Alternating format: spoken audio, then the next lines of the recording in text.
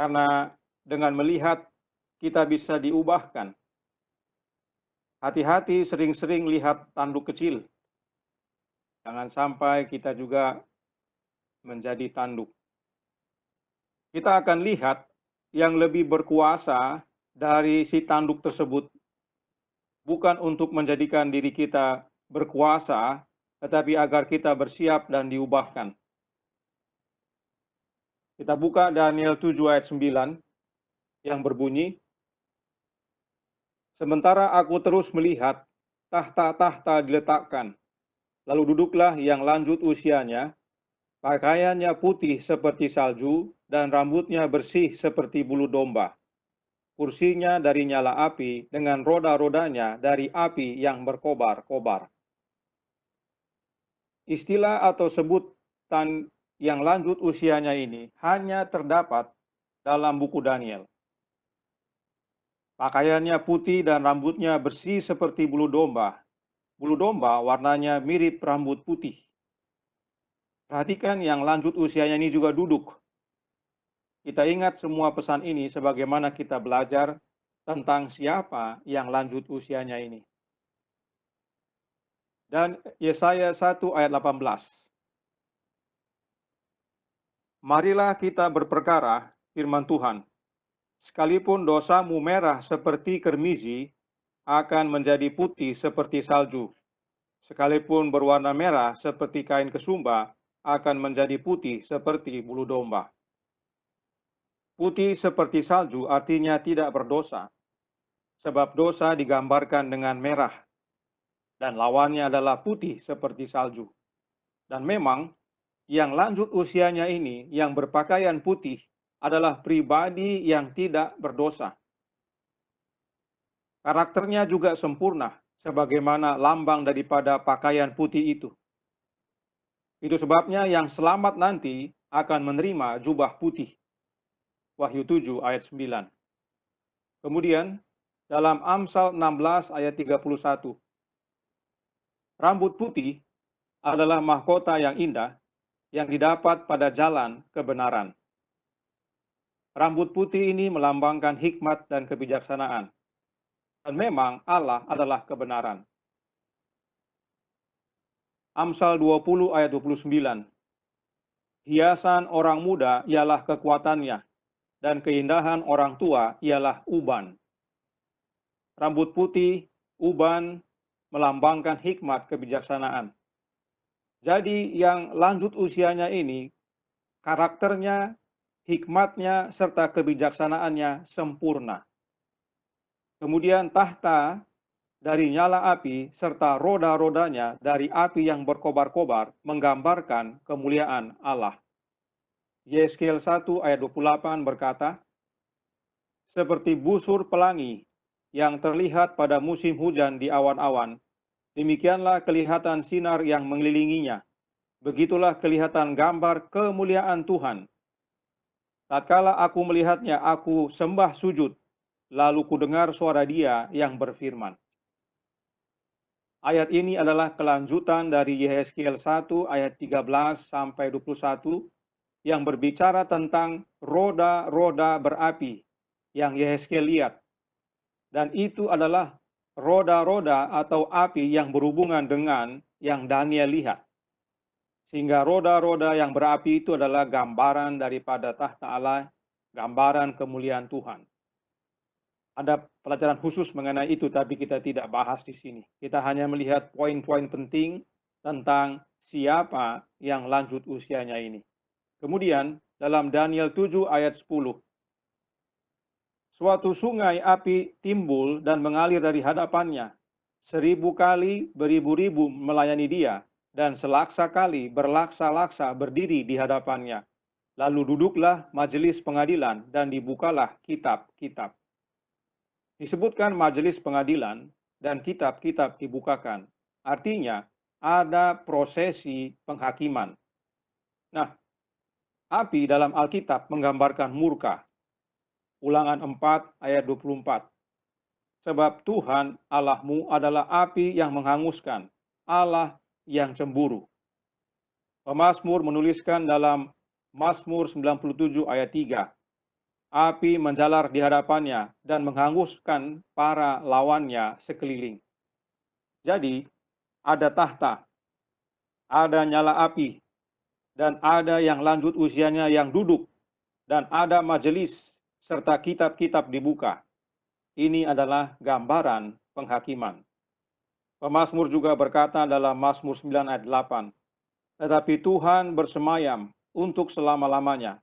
Tahtanya didirikannya untuk menjalankan penghakiman. Karenanya, yang lanjut usianya ini adalah Tuhan, yaitu Allah Bapa. Tahtanya untuk menjalankan penghakiman. Perhatikan kembali Daniel 7 ayat 10 tadi, disebutkan, lalu duduklah majelis pengadilan dan dibukalah kitab-kitab. Jadi, saat Allah Bapa duduk di atas tahtanya, maka pengadilan dimulai. Kitab-kitab dibuka. Jadi Allah Bapa itu duduk. Ini satu poin yang perlu kita segarkan dalam ingatan umat Allah. Karena ini adalah pernyataan penting yang perlu dikabarkan kepada banyak orang. Kenapa? Sebab banyak umat saat ini dan ada ajaran yang baru-baru ini juga menyebar di Jakarta yang menyampaikan bahwa Allah Bapa itu tidak mempunyai bentuk. Melalui pernyataan Alkitab ini jelas bahwa Allah Bapa itu punya bentuk. Dia duduk. Ya. Tidak heran dia berkata kepada anaknya, mari kita menjadikan manusia menurut gambar dan rupa kita. Ya. Allah Bapa duduk, itu sebabnya dia menciptakan kita yang juga bisa duduk. Allah Bapa tahu apa yang diperlukan oleh tubuh manusia untuk bisa duduk, sebab dia pun duduk. Ini perlu kita ingat, karena ada ajaran yang menyatakan bahwa Allah Bapa itu tidak ada bentuknya. Mungkin belum semua mendengar, tapi ada. Di Indonesia sudah ada. Demikianlah yang Daniel lihat, yaitu pemandangan penghakiman. Kemudian Daniel lanjutkan apa yang dia lihat. Daniel 7 ayat 11 dan 12. Aku terus melihatnya, karena perkataan sombong yang diucapkan tanduk itu. Aku terus melihatnya sampai binatang itu dibunuh, tubuhnya dibinasakan dan diserahkan ke dalam api yang membakar. Juga kekuasaan binatang-binatang yang lain dicabut, dan jangka hidup mereka ditentukan sampai pada waktu dan saatnya. Yang dihakimi adalah si tanduk dan binatang yang membawa tanduk itu, serta binatang-binatang lainnya. Meski belum mengalami hukumannya, tetapi keputusan hukuman sudah ditetapkan bahwa mereka semua ada batasnya dan dibinasakan. Kenapa tanduk ini dihukum? Kita baca Daniel 7 ayat 25. Ia akan mengucapkan perkataan yang menentang yang maha tinggi dan akan menganiaya orang-orang kudus milik yang maha tinggi. Ia berusaha untuk mengubah waktu dan hukum, dan mereka akan diserahkan ke dalam tangannya selama 1 masa dan 2 masa dan setengah masa. Dalam ayat sebelumnya dikatakan dia menyatakan perkataan yang sombong. Dalam ayat ini dikatakan dia mengucapkan perkataan yang menentang yang maha tinggi. Artinya menentang Allah Bapa. Inilah perbuatan si tanduk kecil tersebut. Dan ada akibat dari perbuatannya tersebut. Daniel 7 ayat 26. Lalu majelis pengadilan akan duduk, dan kekuasaan akan dicabut daripadanya untuk dimusnahkan dan dihancurkan sampai lenyap. Tanduk kecil itu dihancurkan sampai lenyap. Pesan utama dari penglihatan ini adalah bahwa adanya penghakiman, dan penghakiman itu suatu kabar baik. Sebab dalam penghakiman ada kitab yang dibuka, dan Maliaki katakan kitab peringatan. Maliaki 3 ayat 16 berkata, beginilah berbicara satu sama lain orang-orang yang takut akan Tuhan. Tuhan memperhatikan dan mendengarnya. Sebuah kitab peringatan ditulis di hadapannya bagi orang-orang yang takut akan Tuhan dan bagi orang-orang yang menghormati namanya. Bila Allah mengingat, maka itu adalah keselamatan bagi yang setia. Kita lihat contohnya. Kejadian 8 ayat 1. Maka Allah mengingat Nuh dan segala binatang liar dan segala ternak yang bersama-sama dengan dia dalam bahtera itu. Dan Allah membuat angin yang menghembus melalui bumi sehingga air itu turun. Kemudian, Kejadian 30 ayat 22. Lalu ingatlah Allah akan Rahel. Allah mendengarkan permohonannya serta membuka kandungannya. Dan Mazmur 115 ayat 12 dan 13. Tuhan telah mengingat kita.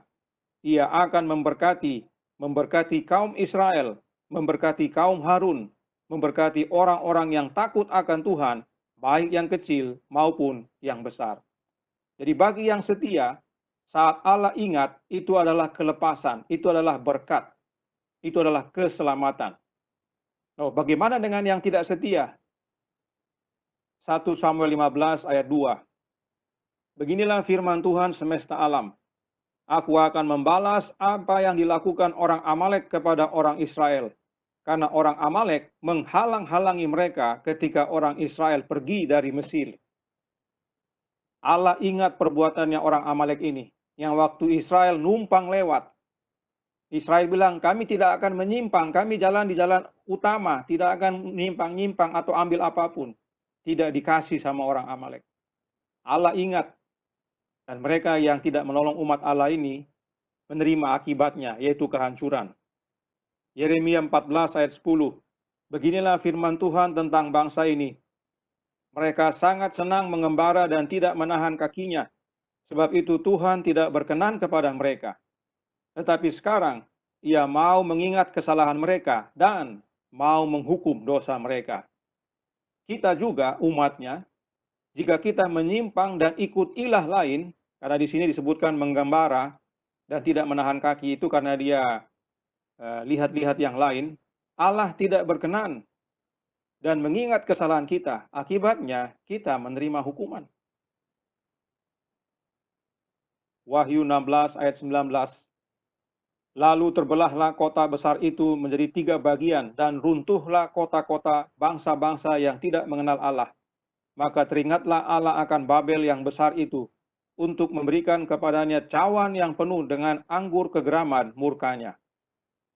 Mereka yang tidak setia menerima hukuman bila mana Allah mengingat. Inilah yang terjadi bila mana kitab dibuka pada proses penghakiman, memberikan bukti-bukti. Yang setia selamat, yang tidak setia menerima hukuman. Inilah yang terjadi kepada tanduk kecil itu. Tanduk kecil itu berkata sombong, menentang Allah Bapa dan menganiaya umatnya. Inilah pentingnya Daniel menerima penglihatan penghakiman itu, karena itu adalah kabar baik bagi umat Allah yang setia, yang tidak ikut dengan si tanduk kecil atau berperilaku tanduk kecil. Pertanyaannya, apakah kita bisa berkata sombong? Tentu bisa. Apakah kita bisa menentang Allah Bapa melalui perkataan kita? Sangat bisa. Apakah kita bisa aniaya sesama umat Allah yang adalah miliknya? Bisa juga. Apakah ada yang coba rubah hukum dan waktu? Oh, sudah ada. Ada yang rubah dari Sabat hari ke-7 dirubah menjadi Sabat hari ke-8 dengan Sabat hari ke-9 atau yang dikenal orang dengan Sabat lunar. Jadi seringkali kita mengamati kegiatan dan tindakan dari tanduk kecil nubuatan. Sebab kita tunggu-tunggu kapan itu undang-undang hari Minggu diumumkan. Itu semua baik dan perlu.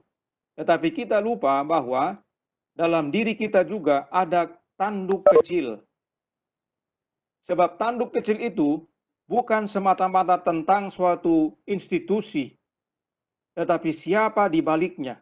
Kuasa apa yang mengendalikan tanduk kecil itu? Jika kuasa yang sama hidup dalam diri kita, maka karakter tanduk kecil ada pada kita. Penglihatan Daniel tentang penghakiman ini amarkan kita, agar kita menyelidiki diri kita. Ingat, nanti kita akan lihat penghakiman apa yang dimaksudkan. Jadi penglihatan tentang penghakiman ini untuk amarkan kita tentang diri masing-masing agar kita selidiki diri. Sebab saat inilah masa penghakiman pemeriksaan itu, agar pada akhirnya kita menerima kelepasan dan keselamatan dan bukan hukuman.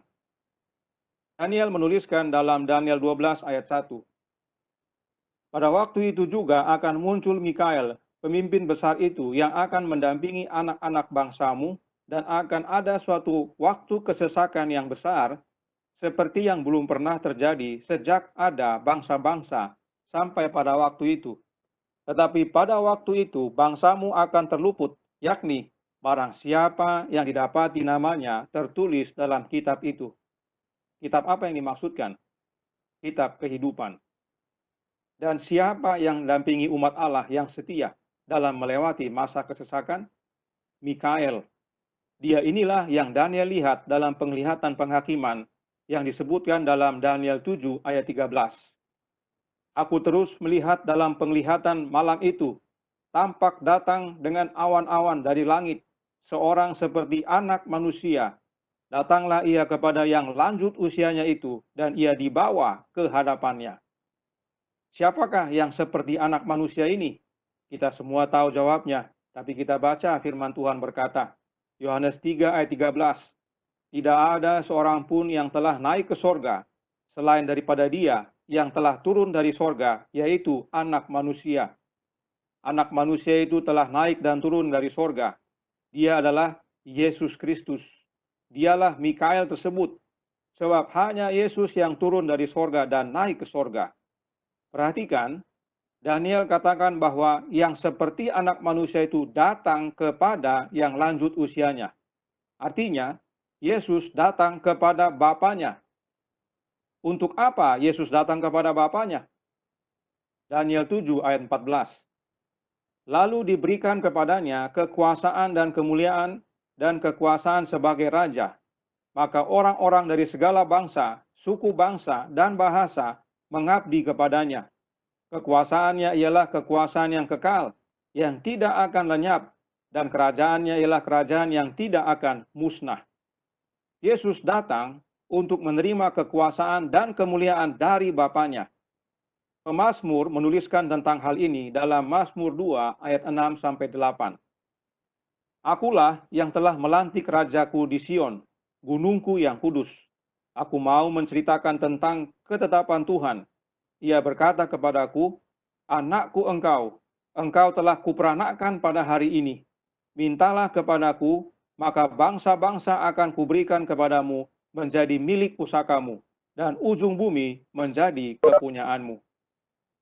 Yesus, anak Allah yang Bapa peranakkan, menerima kekuasaan dari Bapanya. Baik Daniel dan pemazmur menyatakan bahwa Yesus menerima kekuasaan dan bukan sama-sama memiliki kekuasaan. Doktrin Trinitas dalam gereja Advent yang sekarang ini mengajarkan bahwa Yesus bukan anak yang diperanakkan, tetapi anak metafora, yaitu anak pura-pura, anak kiasan. Dan Yesus muncul bersama-sama dengan Bapanya. Itu sebabnya mereka ajarkan Yesus dan Bapa setara dalam kekuasaan. Apakah ini sesuai dengan Alkitab? Sama sekali tidak, malah bertentangan. Yesus anak yang Bapa peranakkan, itu yang Alkitab ajarkan. Kemudian Yesus menerima kuasa dari Bapanya.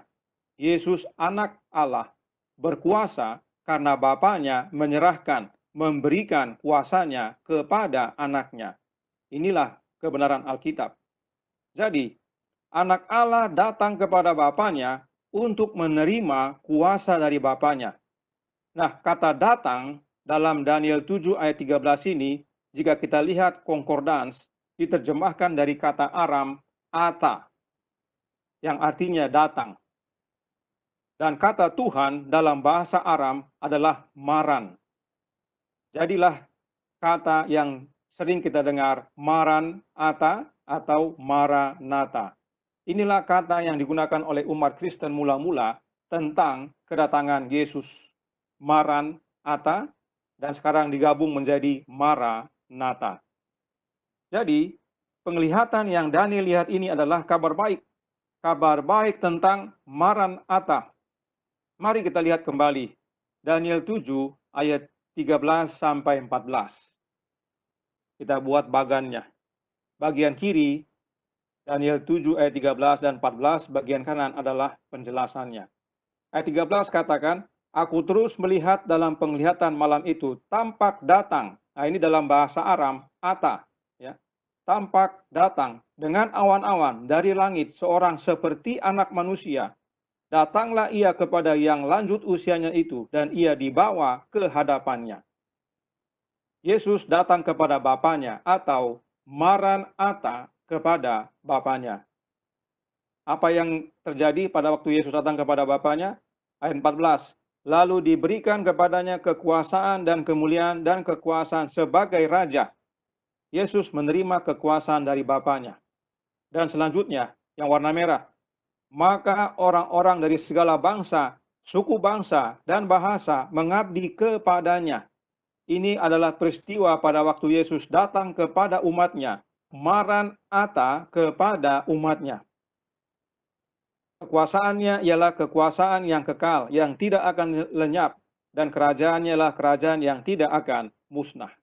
Yesus harus datang dulu kepada Bapanya, menerima kuasa, dan sesudah itu Yesus datang kepada umatnya pada saat dia datang kedua kali, menjemput mereka.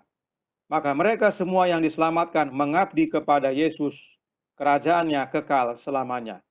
Nah, kapan ini terjadi? Setelah proses penghakiman yang kita sudah baca dalam ayat 9 sampai 12 tadi, yaitu setelah proses penghakiman pemeriksaan selesai, maka Yesus menyelesaikan tugasnya sebagai imam besar atau pengantara, lalu datang kepada Bapanya, Maranatha kepada Bapanya. Itu sebabnya Daniel melihat seperti anak manusia yang datang kepada Bapa. Artinya, ini adalah Yesus yang telah menjadi manusia. Sebab ini para nabi ini memandang ke depan akan janji, sebagaimana yang kita sudah pelajari.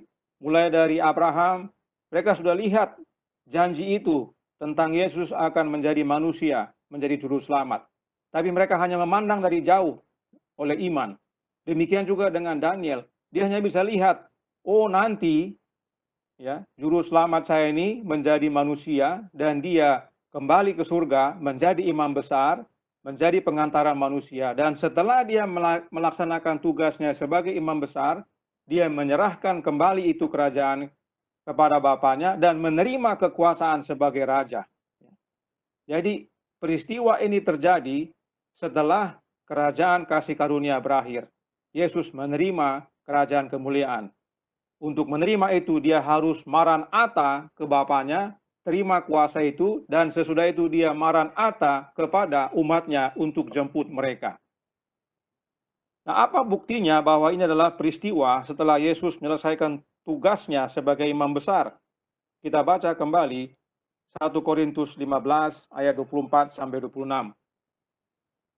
Kemudian tiba kesudahannya, yaitu bila mana ia menyerahkan kerajaan kepada Allah Bapa, sesudah ia membinasakan segala pemerintahan, kekuasaan, dan kekuatan.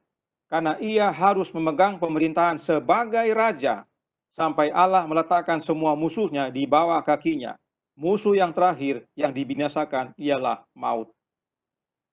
Dalam pelajaran tentang batu yang kita sudah pelajari beberapa waktu lalu, kita sudah lihat bahwa batu itu adalah lambang kerajaan kasih karunia.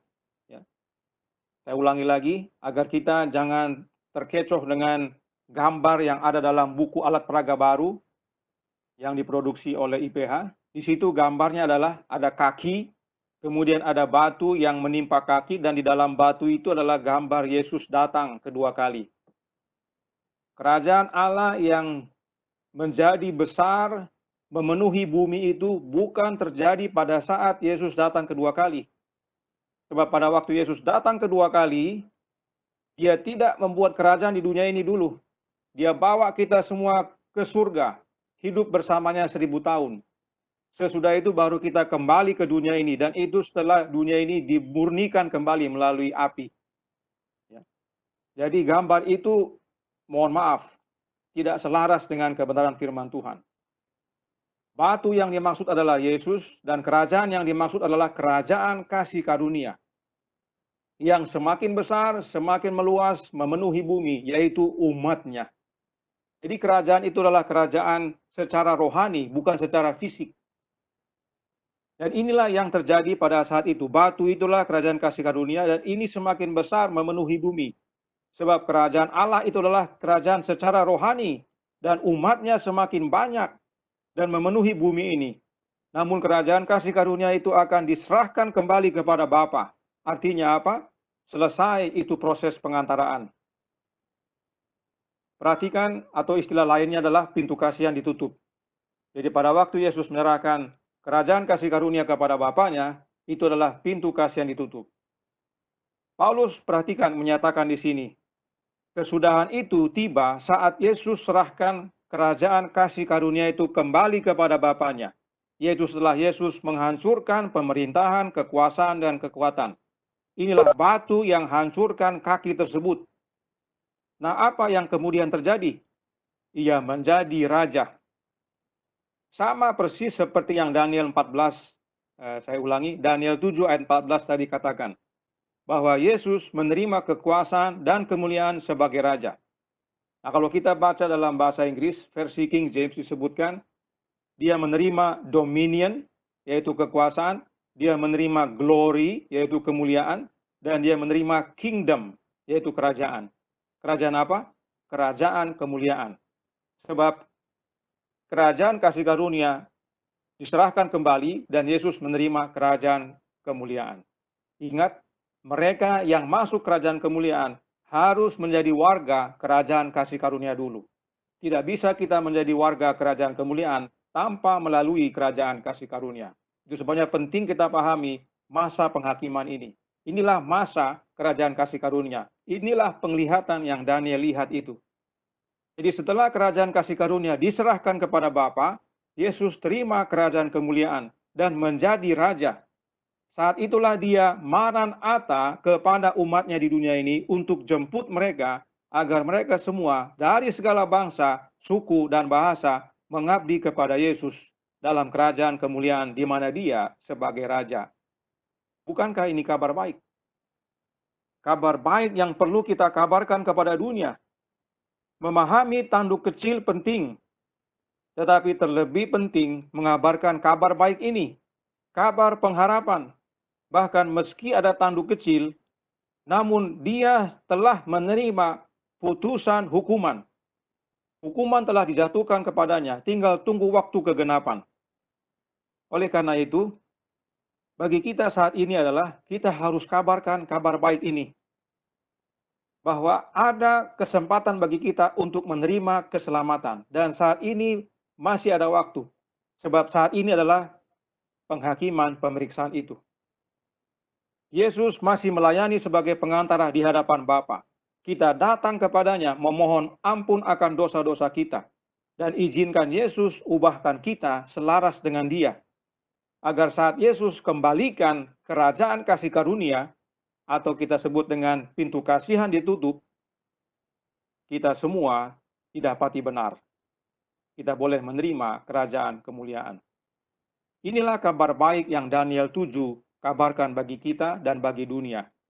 Nabi Mika menuliskan dalam Mika 4 ayat 7, mereka yang pincang akan kujadikan pangkal suatu keturunan, dan yang diusir suatu bangsa yang kuat, dan Tuhan akan menjadi raja atas mereka di Gunung Sion, dari sekarang sampai selama-lamanya.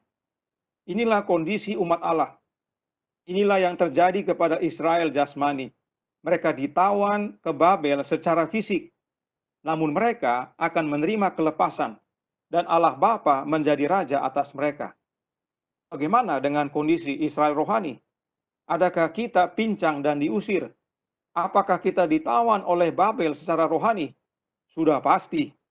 Salah satu adalah doktrin Trinitas. Ini adalah peninggalan Babel dan terus terpelihara sampai zaman Roma. Inilah gambaran saat Daniel jelaskan bahwa pada waktu batu menimpa kaki tepat ya dan hancur, dan yang hancur itu tidak hanya besi dan tanah liat, tetapi juga besi, tembaga, perak, dan emas. Lihat urutannya ya, dari bawah naik ke atas. Kenapa? Sebab pengaruh dari kerajaan sebelumnya itu masih dibawa turun-temurun sampai ke zaman 10 kaki jari itu. Dan salah satu yang diwariskan dari Babel adalah Trinitas. Perhatikan kutipan berikut dari The Two Babylons yang ditulis oleh Alexander Hislop. Ya. Second edition tahun 1959, halaman 51, yang berkata, Trinitas mulai di Babylon kuno dengan Nimrod, Tamus, dan Semiramis. Semiramis menuntut pemujaan untuk kedua suami dan anaknya serta dirinya sendiri. Dia mengklaim bahwa anaknya adalah ayah dan anak laki-lakinya. Ya, dia adalah, perhatikan, Allah Bapa dan Allah Anak. Trinitas ilahi pertama yang tidak dapat dipahami. Inilah asal muasalnya Trinitas. Inilah konsep Trinitas mulai muncul pertama kali dan ini dibawa turun-temurun sampai pada zaman Roma di mana tahun 325 AD disahkan dalam Konsili Nisea. Menjadi doktrin umat Kristen yang tadinya dari kekafiran. Perhatikan James White berkata dalam Review and Herald Februari 7, 1856. Kesalahan terbesar yang dapat kita temukan dalam reformasi adalah para reformator berhenti melakukan reformasi. Seandainya mereka terus maju dan seterusnya sampai mereka meninggalkan, perhatikan, sisa kepausan terakhir seperti keabadian alami, ya, artinya tentang orang mati, baptisan percik, apalagi Trinitas dan pemeliharaan hari Minggu, gereja sekarang akan terbebas dari kesalahan-kesalahan tidak alkitabiah. Tidak akan ada isu anti-trinitas atau trinitas kalau para reformator ini bereskan itu semua menurut James White. Tapi sayangnya mereka berhenti melakukan reformasi. Ini bukti-bukti sejarah yang menjelaskan bahwa warisan Babel itu masih terus dipelihara dan umat Allah tertawan di dalamnya. Sedikit? Oh, banyak sekali. Tapi puji Tuhan, dari yang banyak itu, dari banyak yang tertawan, ada sedikit yang tetap menyembah Allah yang benar. Di zaman Babel hanya 4 orang. Dan pekabaran Daniel pasal 7 ini adalah kabar baik, kabar pengharapan dan keselamatan. Sebab kuasa yang menekankan doktrin yang salah ini telah ditentukan hukumannya.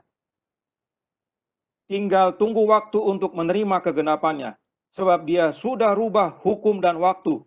Nah, yang menarik adalah umat Allah sering hanya fokus pada hukum yang kedua tentang jangan buat patung dan sembah patung, serta hukum keempat tentang hari Sabat. Itu yang selalu dikabarkan oleh gereja tentang nubuatan sehubungan dengan tanduk kecil, bahwa tanduk kecil ini mengubah hukum dan waktu, dan hukum yang dirubah adalah hukum kedua dan keempat. Padahal tanduk kecil ini rubah bukan hanya hukum itu saja. Perhatikan, Keluaran 20 ayat 2 dan 3 berkata, Akulah Tuhan Allahmu yang membawa engkau keluar dari tanah Mesir, dari tempat perbudakan. Jangan ada padamu Allah lain di hadapanku. Ini adalah hukum pertama dari 10 hukum. Hukum pertama menyatakan, Akulah Tuhan Allahmu.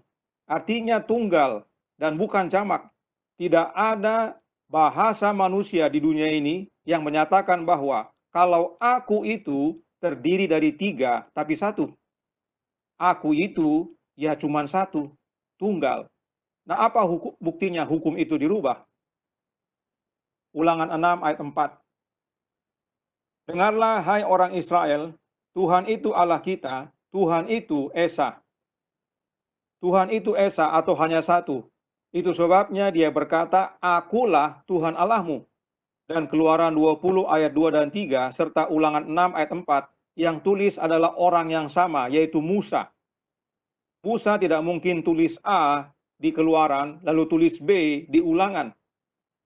Tetapi kuasa tanduk kecil itu dan juga para pengikutnya melalui doktrin Trinitas mengatakan bahwa kata Esa dalam Ulangan 6 ayat 4 ini artinya kesatuan.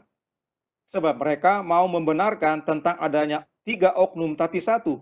Jadi kata Esa di sini mereka katakan kesatuan. Apa dasarnya? Kejadian 2 ayat 24. Sebab itu seorang laki-laki akan meninggalkan ayahnya dan ibunya dan bersatu dengan istrinya sehingga keduanya menjadi satu daging. Kata satu dalam ayat ini diterjemahkan dari kata Ibrani yang sama dengan kata Esa dalam Ulangan 6 ayat 4 tadi. Inilah sebabnya kaum Trinitas menyatakan bahwa kata Esa dalam Ulangan 6 ayat 4 adalah kesatuan dan bukan satu. Ini pemahaman yang salah. Ini yang Yeremia katakan apa? Tipu, timbun, tipu. Kenapa? Perhatikan ilustrasi berikut. Yang sebelah kanan, Kejadian 2 ayat 24. Dikatakan sebab itu seorang laki-laki, satu, ya, ada satu pribadi, akan meninggalkan ayahnya dan ibunya dan bersatu dengan istrinya, pribadi yang kedua, yaitu perempuan. Sehingga keduanya menjadi satu daging. Jadi dalam Kejadian 2 ayat 24 ada dua pribadi yang menjadi satu daging. Dan perhatikan, yang jadi satu itu dagingnya, bukan manusianya. Tidak disebutkan bahwa seorang laki-laki dan istrinya jadi satu manusia. Satu daging. Kenapa satu daging? Sebab Hawa keluar dari Adam. Hawa dibentuk atau dibangun dari Adam, dari darah daging Adam, dari laki-laki. Oleh karena itu perempuan adalah darah dagingnya laki-laki. Mereka satu daging, ya. Jadi tidak disebutkan satu manusia. Tetapi dalam Ulangan 6 ayat 4 tidak disebutkan ada beberapa pribadi di sana. Hanya satu saja. Dengarlah hai orang Israel, Tuhan itu Allah kita, Tuhan itu Esa, titik. Tidak disebutkan Tuhan itu A, B, C, D, dan mereka satu. Tidak disebutkan demikian. Jadi membandingkan Kejadian 2 ayat 24 dengan Ulangan 6 ayat 4 itu sama dengan membandingkan apel dengan jeruk. Memang sama-sama buah, tapi beda. Kalau mau bandingkan apel dengan apel atau jeruk dengan jeruk, jangan apel dengan jeruk lalu tipu umat. Inilah yang terjadi dengan prinsip-prinsip kekafiran dari Babel yang turun-temurun dibawa sampai sekarang. Dan banyak sekali yang sudah tertawan. Oleh karena itu penting bagi kita kabarkan Daniel 7 ini sebagai kabar baik. Bahwa tanduk kecil itu sudah menerima keputusan hukumannya. Artinya pasti dihukum, hancur dan binasa. Jangan ikut-ikut. Bisa lihat bagaimana begitu banyak umat Allah tertawan oleh Babel. Hukum kedua dan keempat tidak bisa dirubah jika yang pertama tidak dirubah. Itu sebabnya pertanyaan akulah Tuhan itu jadi hukum yang pertama. Sebab itulah dasar dari semua hukum yang selanjutnya. Yaitu jangan ini, jangan itu, ingat ini. Itu semua adalah karena hukum yang pertama. Yang pertama itu sebagai dasarnya, fondasinya. Sesudah itu akan ikut. Kalau itu dirubah, yang lainnya itu tidak ada gunanya. Namun melalui penglihatan Daniel akan menerima kelepasan. Yaitu mereka yang setia kepada Allah yang benar. Yang lanjut usianya. Yang pertama adalah kelepasan rohani. Yaitu melalui kerajaan kasih karunia ini. Nanti sore kita akan pelajari tentang kerajaan kasih karunia ini juga. Jadi kelepasan kita belum secara fisik, tapi rohani kita. Jadi jangan kita khawatir dengan kondisi zaman, kondisi apapun itu. Yang utama adalah kerohanian kita. Bila mana kita menyadari kita berada dalam kerajaan kasih karunia, kita gunakan masa ini untuk membenahi hidup kita. Sebab ini adalah hari pendamaian. Kita membereskan hidup kita dengan Bapa melalui anaknya yang saat ini sebagai pengantara kita. Kita akan dimerdekakan, kita akan dibebaskan, kita masuk jadi warganya. Ini saatnya, ini yang perlu kita kabarkan kepada dunia. Inilah waktunya, jangan sia-siakan karena Yesus masih di bilik yang Maha Kudus. Kita tidak tahu kapan dia keluar dan serahkan kembali itu kepada Bapanya. Sebab kalau dia sudah selesaikan dan serahkan kembali, dia akan maranatha jemput kita. Tidak ada waktu lagi kita untuk berubah. Dan pada waktu dia datang, tidak hanya rohani kita, tapi tubuh kita juga akan diubahkan. Kita akan menerima kehidupan kekal. Apakah hanya itu? Daniel 7 ayat 18 berkata, sesudah itu orang-orang kudus milik yang maha tinggi akan menerima pemerintahan dan mereka akan memegang pemerintahan itu sampai selama-lamanya. bahkan kekal selama-lamanya. Setelah semua binatang dan tanduk kecil itu menerima hukumannya, maka umat milik Allah Bapa menerima pemerintahan, memerintah bersama-sama dengan anak Allah. Ini penting kita pahami, karena dalam mempelajari tanduk kecil, fokus umat Allah hanya kepada mengubah hukum dan waktu. Bukan itu yang utama, itu adalah buahnya. Buah apa? Kita baca lagi, Daniel 7 ayat 25. Ia akan mengucapkan perkataan yang menentang yang maha tinggi. Tanduk kecil itu mengucapkan perkataan yang menentang yang maha tinggi atau menentang Allah Bapa. Ini akar masalahnya. Dia melawan Allah Bapa dan salah satu caranya adalah dengan mengubah waktu dan hukum. Kita lupa melihat akarnya, kita sibuk melihat buahnya. Tanduk kecil mengubah waktu dan hukum itu adalah buahnya. Tapi kenapa dia rubah itu? Karena dia lawan Allah Bapa. Dan dia lawan dengan cara membentuk Allah yang lain. 3 tapi 1. Dan hari untuk menyembah itu juga dia rubah. Jadi perubahan waktu dengan hukum itu karena Tuhannya dirubah. Ya. Dan menentang Allah Bapa ini yang perlu kita ingat.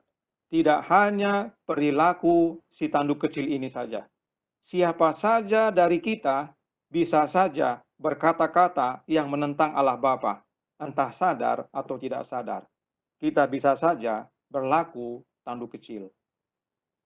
Oleh karena itu Yesaya tuliskan, Yesaya 37 ayat 23.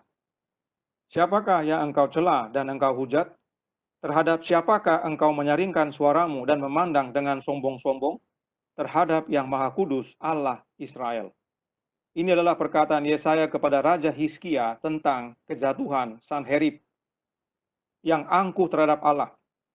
Artinya, manusia bisa saja menentang Allah Bapa, entah melalui tindakan atau perkataan. Jadi tidak hanya tanduk kecil ini saja yang penting kita ingat, karena kita juga bisa seperti tanduk kecil menentang Allah Bapa. Tetapi masih ada harapan. Masih ada kesempatan. Tanduk kecil sudah terima keputusan. Kita masih ada harapan. Oleh karena itu, bagi kita jangan sia-siakan waktu ini. Dan masa penghakiman saat ini adalah harapan kita. Kerajaan kasih karunia masih terbuka. Anak manusia masih melayani sebagai pengantara kita. Jangan sia-siakan waktu. Karena saat Yesus datang, Maranatha kepada Bapaknya, itu artinya pintu kasihan ditutup. Dia terima kerajaan kemuliaan dan serahkan kembali kerajaan kasih karunia. Dia lepaskan jubah imam dan mengenakan jubah raja. Lalu Maranatha ke dunia ini untuk menjemput umatnya yang setia. Karenanya, Wahyu 14 ayat 7. Takutlah akan Allah dan muliakanlah Dia, karena telah tiba saat penghakimannya, dan sembahlah Dia yang telah menjadikan langit dan bumi dan laut dan semua mata air. Allah yang dimaksudkan ialah yang lanjut usianya, Allah Bapa. Sebab begitu dia duduk, penghakiman dimulai, dan kelepasan serta keselamatan Allah Bapa karuniakan hanya melalui anaknya yang tunggal, yang Bapa peranakkan, yang tidak lama lagi, Maranatha, menjemput kita. Tuhan memberkati, saya bawa dalam nama Yesus.